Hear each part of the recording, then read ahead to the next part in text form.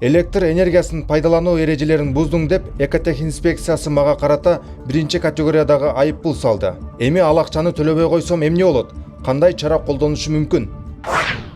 Сиз ошол бузуу жөнүндө протокол түзүлүп сизге тапшырылган күндөн тартып 1 айлык мөөнөт ичинде сиз ал демек көрсөтүлгөн айыпты төлөшүңүз керек. 1-категориядагы деп жатасыз. Бул 1000 сом өлчөмдү түзөт.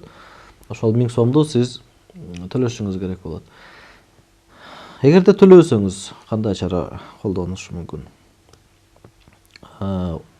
Эгерде 1000 сом өлчөмүндө сиз айыпты төлөбөсөңүз 1000 сомго чейин туум өсөт. Себеби бул бузуулар жөнүндө мыйзамында ошол көрсөтүлгөн, ошол демек негизги суммадан, ошол негизи салынган штрафтан, айыптан демек өтүп кетпеш керек туум. Ошол 1000 сом салынган болсо, 1000 сомго жеткенде туум токтотулат. Демек сиз 2000 сом төлөп каласыз. Эгерде ошол учурда дагы сиз төлөбөй мындай качып жүргөн болсоңуз, бул жерде баягы мажбурлап аткаруу амалдары жүргүзүлөт. Мажбурлап аткаруу амалдары бул ошол эле соттук аткаруучулар кызмат бөлүмү.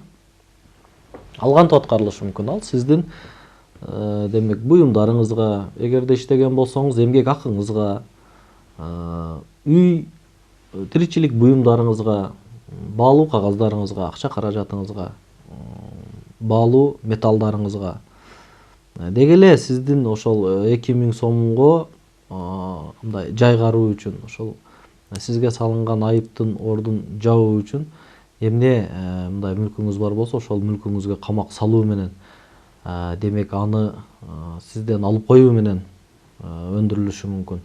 Ошондуктан бул биринчиден мыйзам бузбай, экинчиден салынган айыптарды өз убагында төлөсөңүз сизде эч кандай маселе болбойт.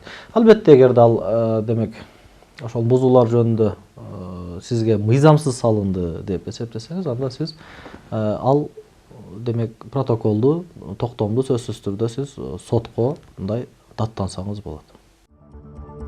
Кыргыз Республикасынын бузуулар жөнүндө кодекси 29-берене туум төлөөнүн мөөнөтү өткөн ар бир күн үчүн өз убагында төлөнбөгөн айып пулдун суммасы 0,05%га барабар өлчөмдө пайыздарда эсептелген акчалай төлөм туум болуп саналат.